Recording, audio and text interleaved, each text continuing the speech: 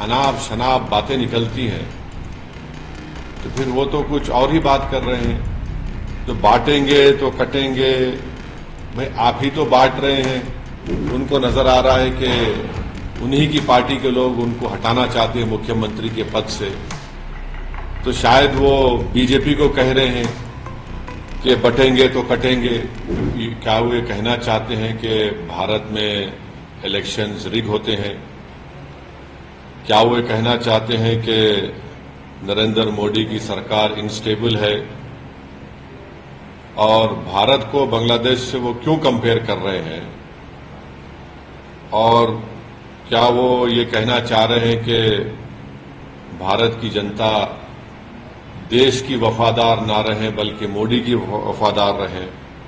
और अगर नहीं करेंगे तो जिस तरह शेख हसीना ने बांग्लादेश में मासूम लोगों पर गोलियां चलवाई, क्या वो गोलियां चलवाएंगे?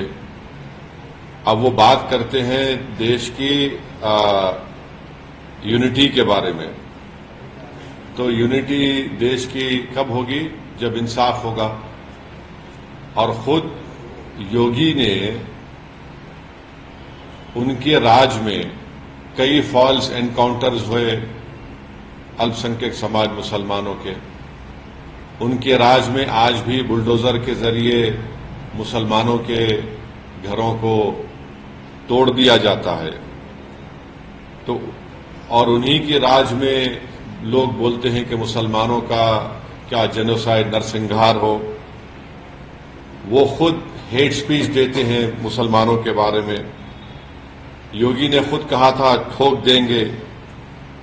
तो जब वो खुद इस तरह की बातें करते हैं और देश की अखंडता और यूनिटी की बात जब वो करते हैं तो उनके मुंह से जब इतने सब अनाप शनाप बातें निकलती हैं तो फिर वो तो कुछ और ही बात कर रहे हैं। तो बांटेंगे तो कटेंगे, भाई आप ही तो बांट रहे हैं। कौन बांट रहा है? आप ही तो बांट रहे हैं। आप ही ने कहा था कि इस बाई इलेक्शन जो होने जा रहे हैं उसमें मुसलमान और यादव ऑफिसर्स नहीं होना चाहिए। तो ये सब बातें जो हैं ये इसलिए कर रहे हैं क्योंकि उनको नजर आ रहा है कि उन्हीं की पार्टी के लोग उनको हटाना चाहते हैं मुख्यमंत्री के पद से। तो शायद वो बीजेपी को कह रहे हैं कि बटेंगे तो कटेंगे। तो ये इनका इनसिक्योरिटी है, उनकी अनपॉपुलैरिटी है उत्तर प्रदेश में। और फिर वो भूल गए कि जब देश की अखंडता की बात कर रहे हैं तो जो डिफेंस की जमीन थी उन्होंने इंडस्ट्रियलिस्ट को दे दिया वहां पर।